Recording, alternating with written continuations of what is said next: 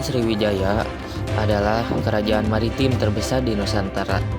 Kerajaan ini diperkirakan berpusat di tepian Sungai Musi, Palembang, Sumatera Selatan, sejak abad ke-7. Lokasinya sangat strategis di jalur perdagangan internasional, menguasai Selat Malaka, serta memperluas wilayah kekuasaannya mencakup Sumatera, Semenanjung Malaya, Kalimantan, hingga Thailand Selatan. Adapun rincian letak dan wilayah kekuasaan Sriwijaya adalah Kerajaan Sriwijaya ini berpusat di Palembang, yaitu Sumatera Selatan, terutama di wilayah sekitar Sungai Musi. Namun beberapa teori juga menyebutkan pusatnya pernah berada di Kedah atau Jambi, Muaro Jambi. Letak strategisnya itu terletak di lokasi yang sangat strategis untuk mengontrol jalur pelayaran dan perdagangan internasional antara India dan Tiongkok melalui Selat Malaka. Cakupan wilayahnya pada masa jayanya, wilayah kekuasaan Sriwijaya mencakup Sumatera, Jawa Barat, Kalimantan Barat, Semenanjung Malaya, Singapura, hingga bagian dari Thailand dan Kamboja. Dan cakupan wilayah ini sangat besar, dapat dilihat dari wilayah kekuasaannya dan dampak-dampaknya. Lalu bukti geografinya itu ditemukan situs Candi Muara Takus, Riau, dan bukti arkeologis di Palembang, serta situs Karanganyar menunjukkan konsentrasi kekuasaan di pesisir Sumatera yang sangat dominan dikuasai oleh kerajaan ini, yaitu Kerajaan Sriwijaya pada abad ke-7, di mana mereka sedang jaya-jayanya.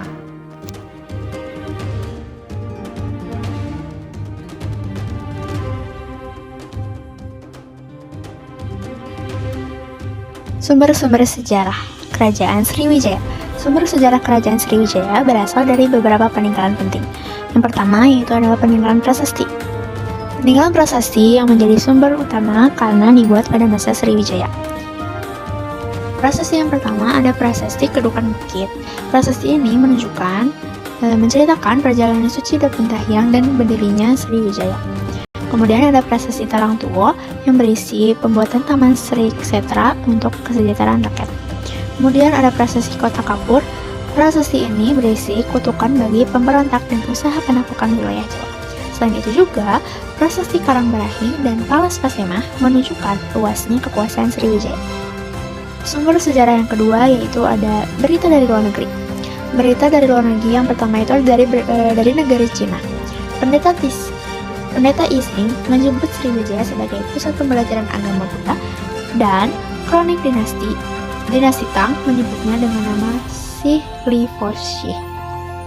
Kemudian dari negeri Arab, pedagang menyebut Sriwijaya sebagai Zabak atau Zabaj, yaitu kerajaan maritim yang kaya dan maju. Sumber sejarah yang ketiga yaitu ada kitab dan catatan sejarah. Kitab yang pertama yaitu ada kitab Negara Kertagama. Kitab ini menyebut Sriwijaya sebagai kerajaan besar di masa lampau. Kemudian ada kitab Kathasarit-sagara yang berasal dari India, juga menyinggung wilayah Sriwijaya.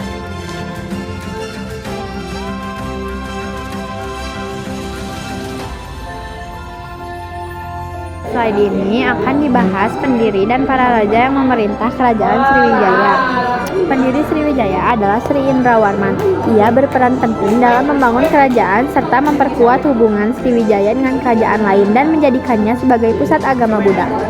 Selanjutnya ada Raja Sriwijaya yang paling terkenal adalah Balaputra Dewa yang memerintah pada abad ke-9 Masehi. Pada masa pemerintahannya, Sriwijaya berkembang pesat sebagai pusat pendidikan dan penyebaran agama Buddha, serta menjalin hubungan dengan kerajaan di luar Nusantara. Dan yang terakhir merupakan Sri Indrawarman. Beliau juga dikenal sebagai raja yang memperkuat kekuasaan Sriwijaya dan memperluas pengaruhnya di wilayah Asia Tenggara, sehingga Sriwijaya menjadi kerajaan maritim yang besar dan disegani. Dengan kepemimpinan para raja tersebut, kerajaan Sriwijaya berhasil berkembang menjadi kerajaan maritim yang kuat, berpengaruh besar dalam perdagangan, serta menjadi pusat penyebaran dan pendidikan agama Buddha di Nusantara. Saat ini saya akan menjelaskan tentang aspek pemerintahan dan ekonomi kerajaan Sriwijaya. Pemerintahan Sriwijaya berupa kerajaan maritim berpusat di Palembang. Dengan sistem pemerintahan yang terpusat, raja memegang kekuasaan tertinggi didukung oleh para pejabat. Kerajaan memiliki wilayah luas yang dikelola melalui sistem vasal dan sekutu, serta menjalin hubungan diplomatik dengan negara lain seperti Cina dan India. Selain itu, Sriwijaya juga menjadi pusat penyebaran agama Buddha dan memiliki peran penting dalam pemerintahan berbasis nilai-nilai agama tersebut.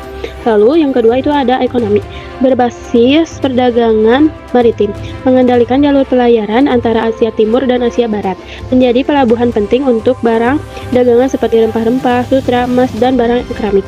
Selain perdagangan, ekonomi juga didukung oleh pertanian di sekitar wilayah dataran rendah dan aktivitas perikanan di wilayah pesisir.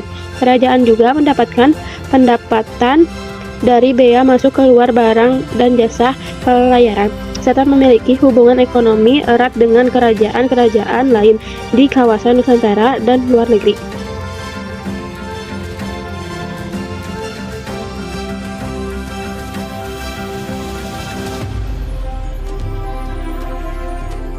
Pada slide ini, saya akan menjelaskan peninggalan kerajaan Sriwijaya berupa prasasti. Yang pertama ada Prasasti Pasemah. Prasasti Pasemah ditemukan di daerah Pasemah, Sumatera Selatan. Prasasti ini menunjukkan adanya pengaruh kekuasaan Sriwijaya di wilayah pedalaman, bukan hanya di daerah pesisir. Prasasti ini berisi ancaman dan kutukan bagi siapa saja yang melanggar aturan dan tidak setia kepada kerajaan Sriwijaya sebagai bentuk penegasan kekuasaan raja. Selain itu, isi Prasasti Pasemah juga berkaitan dengan kekuasaan Raja Sriwijaya, pengaruh politik Sriwijaya di daerah sekitar, penyebaran budaya, dan kekuasaan kerajaan. Prasasti ini penting karena membuktikan bahwa Sriwijaya menguasai wilayah darat dan tidak hanya berfokus pada laut. Yang kedua ada Prasasti Karangberahi. Prasasti Karangberahi ditemukan di Jambi, tempatnya di daerah Karangberahi.